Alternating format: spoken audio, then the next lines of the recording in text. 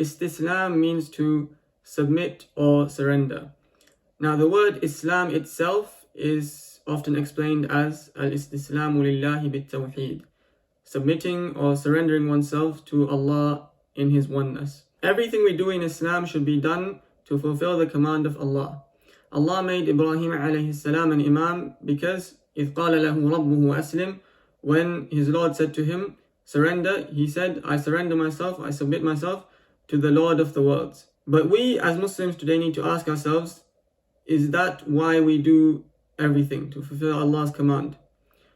If we ask ourselves a basic question, for example, why do we not eat pork?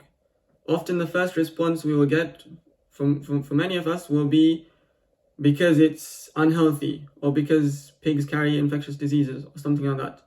The reality is, the first thing that should always come to our mind is because Allah has commanded us not to. That is why we don't do it.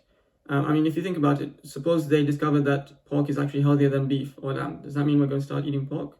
Of course not, because at the end of the day, the primary reason, the only reason why we're not doing it is because Allah has commanded us not to. Similarly, there's a hadith of the Prophet ﷺ where he said, إِذَا وَقَعَ الذُّبَابُ فِي شَرَابِ أَحَدِكُمْ فَلْيَغْمِسْهُ ثُمَّ لْيَنْزِعْهُ. If a fly falls in your drink, you should submerge it fully, make sure it goes in fully, then remove it. Why? فَإِنَّ فِي أَحَدِ جَنَاحَيْهِ دَاءً وَفِي الْآخَرِ شِفَاءً. Because in one of its wings there is the disease, and in the other wing there is actually the cure to that disease. Years ago, people would not believe this hadith and actually make fun of it. But now, scientific research has come and it's actually proved that this is true, what the hadith is saying. So now everyone's very happy with that, and now there's a lot of respect for the hadith and so on.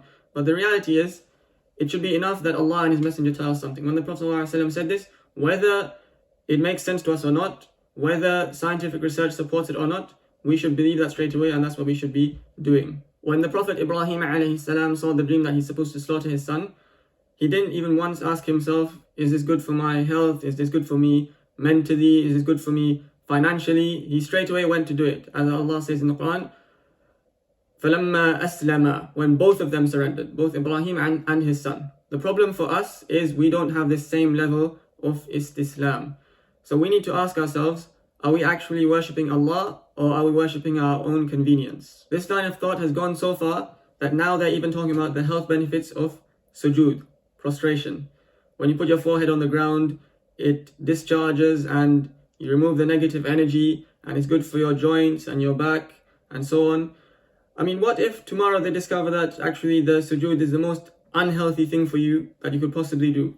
Does that mean we're all going to stop praying, stop doing sujood? If Allah tells one of us to slaughter our son tomorrow, are we going to do it, or are we going to start thinking in our minds, what's in it for me? So now with Ramadan coming up, don't think about all the health benefits of fasting that have been discovered in the 21st century. Rather, think to yourself, I am doing this purely for Allah. Whether it's good for my health or not, whether it helps me to pass my exams or not. Wassalamu alaikum.